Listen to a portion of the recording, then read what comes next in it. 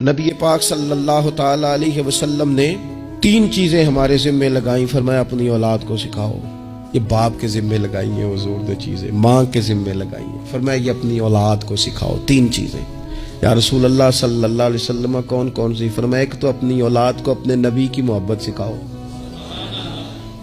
اس کا مطلب ہے ابا کو نعت پڑھنی چاہیے نا, اس کا مطلب ہے اماں کو نعت آنی چاہیے نا, اس کا مطلب ہے حضور کے قصیدے یاد ہونے چاہیے نا, اس کا مطلب ہے نا کبھی بازو تھام کے باپ کا ہے نا پتر چل آج فلان جگہ تجھے لے جاؤں وہاں مدینے والے کی باتیں ہوں گی. اس کا مطلب ہے کہ اسے باپ کو ان سارے رستوں کا تعین تو بیٹے کا بازو تھام کے اسے کتنی جگہوں پہ لے گیا ہے.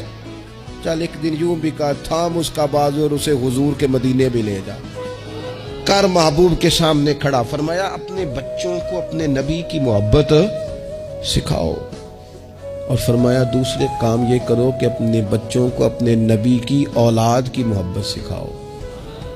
سکھائی حضرت عمر نے جناب عبداللہ ابن عمر کو محبت, تو پھر انہوں نے محبت کی.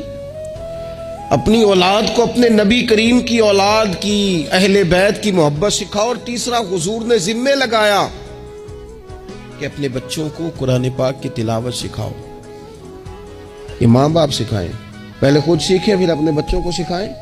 انہیں کہ پتر آ بیٹھ میرے پاس بیٹھ کے قرآن شریف پڑھ, میں تجھے پڑھاتا ہوں.